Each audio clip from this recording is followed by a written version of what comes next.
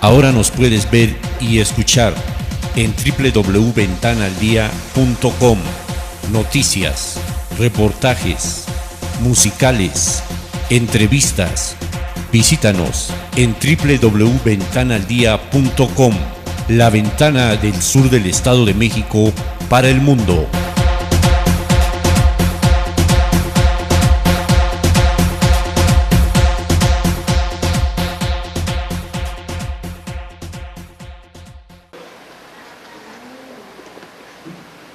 Muy buenas tardes, Aurora Sansores Serrano.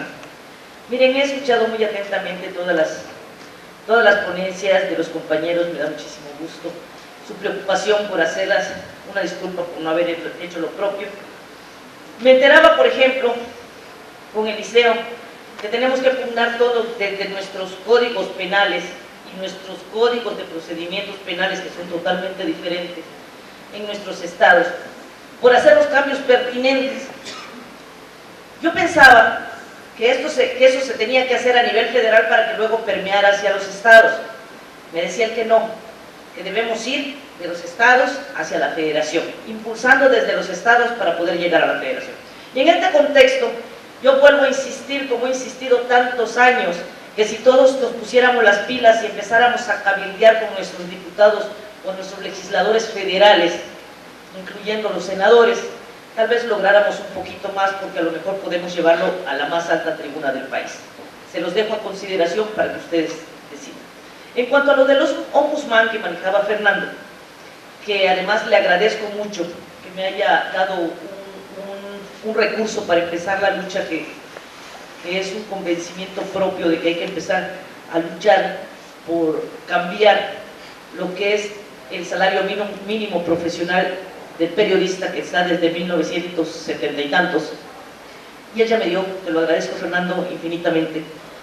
Él hablaba de un ombudsman y me parece que la figura de ombudsman tendría mucho que ver en que no solo se trata de una defensa hacia el periodista. Creo que a veces perdemos la visión cosmopolita de todo esto, porque al final de cuentas, a veces nosotros también la sociedad requiere de un ombudsman contra el periodista. Y esto se los digo porque, a diferencia de ustedes, y quizás mi punto de vista les parezca así como esta está en otro mundo, porque en mi estado no tenemos este problema. Ahí las agresiones son al contrario, es del periodista hacia los demás. Y hay excesos. Si yo como periodista digo, este es un exceso lo que está haciendo, ¿quién le va a parar el alto?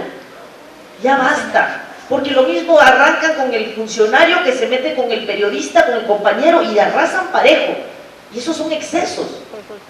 Entonces también necesitaríamos como sociedad un ombudsman para que nos defienda el periodista, en el caso de nosotros. Entiendo que no todos los estados tienen la misma problemática, entonces habría que verlo desde otro punto. Me parece perfecto. Cuando habla Mari Carmen y habla de la ley de equidad publicitaria gubernamental, me parece que hay un punto que nos está deteniendo a todos como periodistas, y esto es cierto.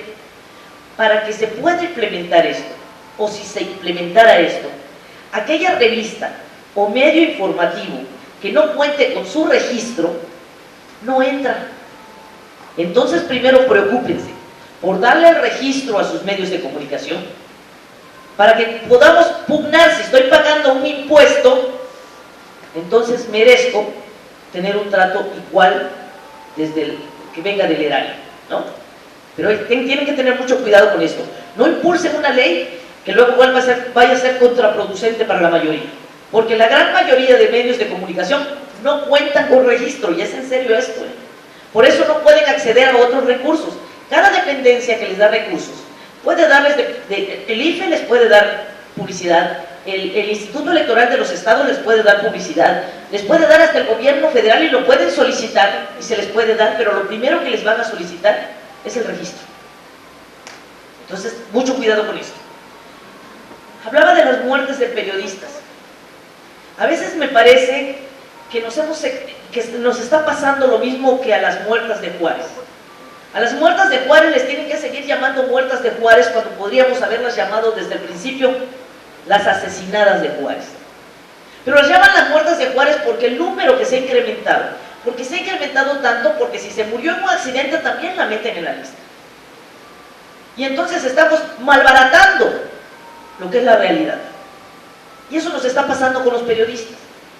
También es cierto que muchos periodistas se meten en problemas.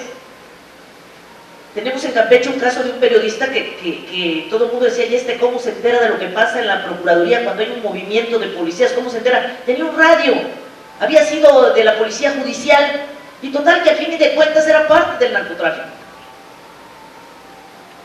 Entonces hay que tener muchísimo cuidado con esto, porque no es nada más el señalamiento del compañero periodista, no es solo el ejercicio de su profesión el que lo está llevando a ciertos cauces. Por supuesto que también es cierto que cuando nosotros conocemos a nuestros compañeros, no lo perdamos de vista. Sabemos aquel que es mercenario del periodismo, y lo señalamos en lo corto. Pero si le hacen algo, gritamos todos. Y eso tampoco se vale, tampoco es justo. Digo, vamos a hablar de justicia, vemos justicia pareja, ¿no?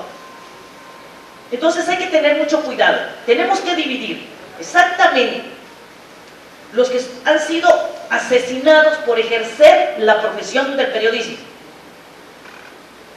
Y entonces a lo mejor los números no serían tan grandes. Me decía un compañero, es que han levantado aquí en Campeche, no, han secuestrado aquí en Campeche hasta pescadores. No fueron secuestros, hermano, porque un pescador que le pide secuestro te tiene que pedir que pagues algo, ¿no? Y resultó que no, eran parte del narcotráfico y le estaban cobrando cuentas. Hay que tener mucho cuidado también con los términos.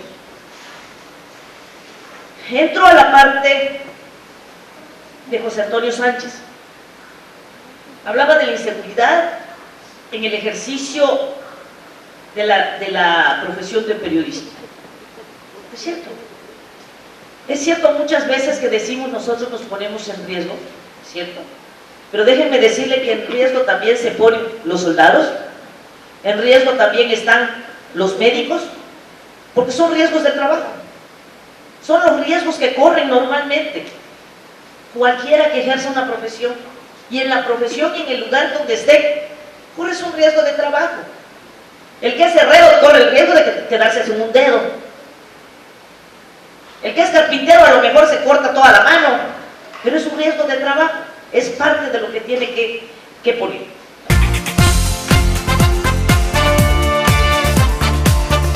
Ventana al Día en Tenancingo, Canal 9, tu imagen.